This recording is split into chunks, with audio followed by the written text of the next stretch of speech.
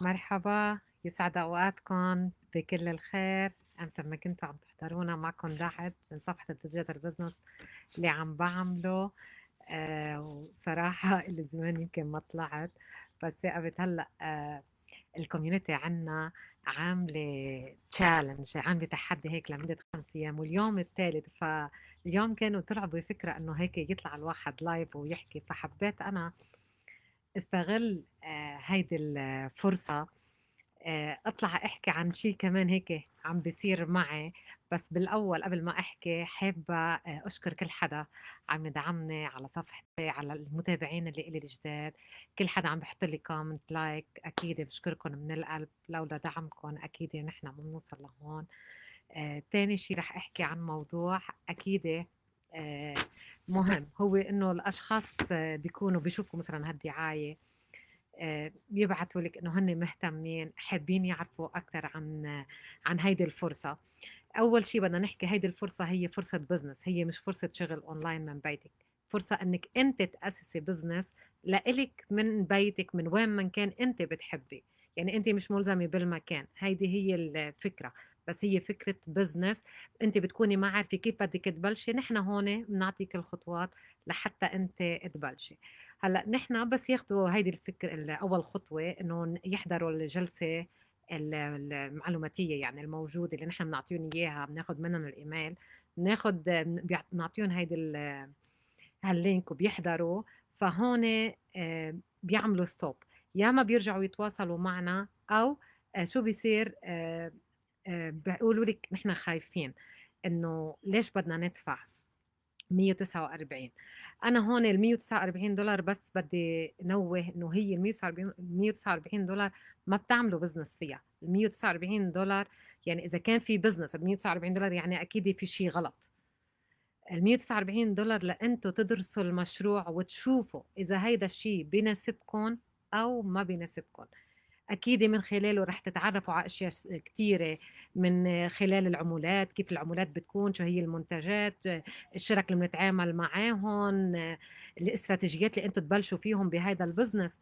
هيدي هي ال 149 دولار. ان حبيتوا تكفوا وتنقوا انتم الليفل اللي بدكم اياه، ال 149 دولار رح تروح للتدريبات الموجودة عنا، لأنه هي بتضلها بده ينعمل لكم ويب سايت، بده يكون عندكم تدريب موجود معكم 24/24. كرمال هيك نحن بنقول تعملوا هيدا البزنس من وين ما كان وكيف ما كان بالساعة اللي انتم فاضيين فيها.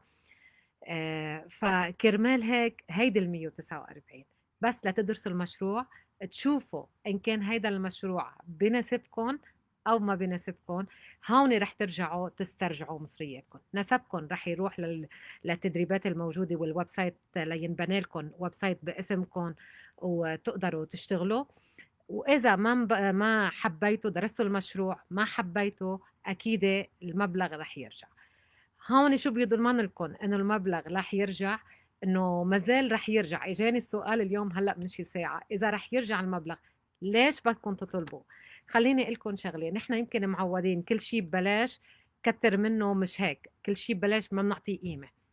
هيدا البزنس له قيمته، له معروف شو هو. واذا ما كانش نحن عطينا قيمه لهيدا البزنس، دفعنا، اذا ما دفعنا بالاساس، ما دفعنا، ما رح نلتزم ونقعد نحضر هاي الفيديوهات الموجودة، نعرف أكثر عن هيدا البزنس. ساعتها نحن رح ناخد هيدي المعلومات اليوم، بكرة، بعد بكرة يمكن بتروح، وزي ما بقولوا ما عادش له قيمة. لا، البزنس اللي عنا اللي احنا عم نعرضه له قيمته. كرمال هيك بتدفعوا 149 دولار، بتاخدوا كل المعلومات فيه، حبيتوا رح تكفوا، ما حبيتوا 100% رح يرجع، لأنه انتم رح ترجعوا مصرياتكم، انكم تكونوا دافعين عبر باي بال، عبر كريدت كارد. واكيد هيدول الاشياء هن مضمونين.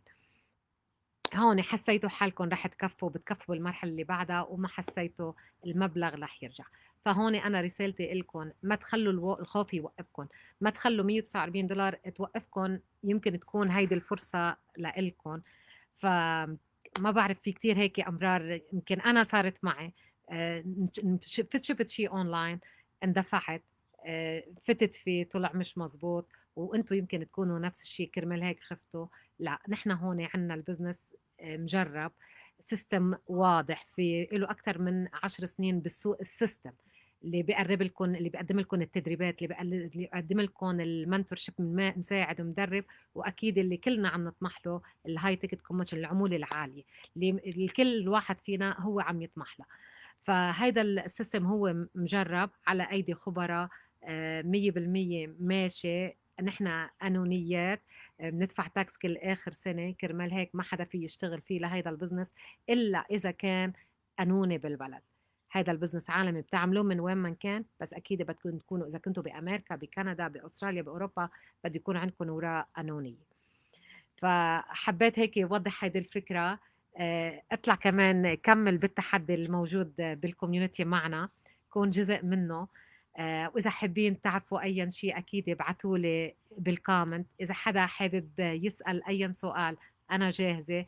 هاي ليال، كيفك؟ انا جاهزه ساعدكم خطوه بخطوه. واكيد ان شاء الله بنشوفكم على خير. ما تنسوا انه الفرصة ما بتجي كل يوم. اذا انتم ما بحبشتوا ورا الفرصة، الفرصة ما رح تدق بابكم. انتم بدكم تاخذوا كل الخطوات لتعرفوا اذا كان هيدا الشيء بنسبكم ولا لا. وهلا رح اترككم، وان شاء الله بشوفكم بمواضيع جديدة، بلايفات جديدة، وبأمان الله. باي باي.